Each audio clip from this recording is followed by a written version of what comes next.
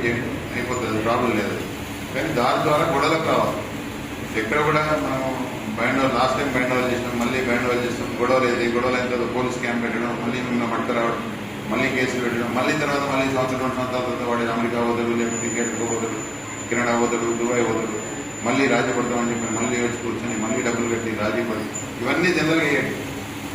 కాలంలో కనెక్షన్లు అయితేనే లైఫ్ కనెక్షన్లు అయినాయి.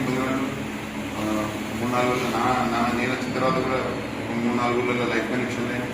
అయినా లడైపోయాను. 50 లక్షలు, ₹1 కోటి పొలాలు అమ్ముకొని ఇంకా తిరుగుతూనే ఉన్నాను లైఫ్.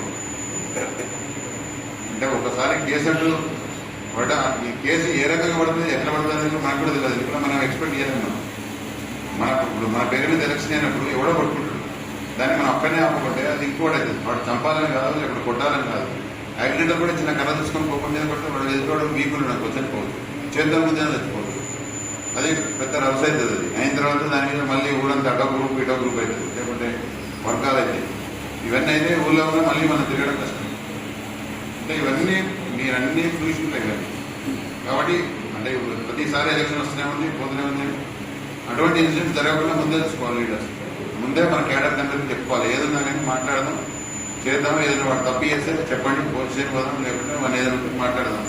అంటే హింస అనేది చెప్పి కొట్టడం అనేది సమాధానం మనం చెప్పదు, వాళ్ళతో కూడా చేయించవచ్చు. ఎందుకంటే పెద్ద మనుషులు ఎట్లాగో ఎక్కడ కూడా ఫీల్డ్లో ఉండరు.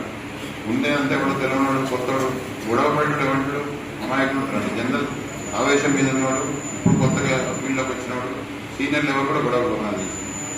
అంటే ఇప్పుడు కొత్తగా వచ్చినప్పుడు వాడు లైఫ్ అండ్ డెత్ లాగా తీసుకుంటాడు. అది మీరు చెప్పాలి వాళ్ళకి. ఏంటంటే లైఫ్ అండ్ డెత్ క్వశ్చన్ కాదు, ఇది ఒక ఎలక్షన్. ఇది మనం పబ్లిక్లో సర్వీస్ చేసేందుకు గొప్పటువంటి ఎలక్షన్. దీంట్లో మనం పోటీ చేస్తాము, పబ్లిక్ దగ్గర మంచిగా అనిపిస్తే ఓట్లు ఇస్తాము, లేకుండా లేదు.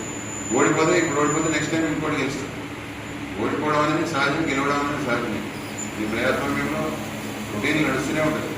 మీరు కొంచెం ఎగ్జాంపుల్ చెప్తే వాళ్ళు కూడా ఆవేశపడుతుంది. ఇది ఒకటి. అది లీడర్స్ మీ అందరికీ నాకు రిక్వెస్ట్.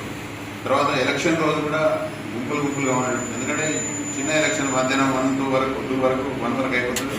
2 నుంచి కౌంటింగ్ స్టార్ట్. అక్కడ అనవసరంగా మనం 100 మందిని గ్యాదర్ చేసి ఆడ చిన్న ప్రతి దానికి వీడు అంటే ఓడిపోయిన గెలిచినోడు చేయడం, లేకపోతే అదేదో ఇంకేదో చేసినట్టు మనం మొత్తం హేళన చేయడం. ఇది చేయడం వల్ల ఉన్నాయి గొడవలేదు. గెలిస్తే ఉండాలా గోలా అయిపోతుంది.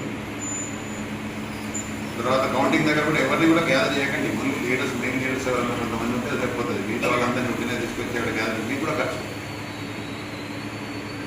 ఖర్చు ఏదో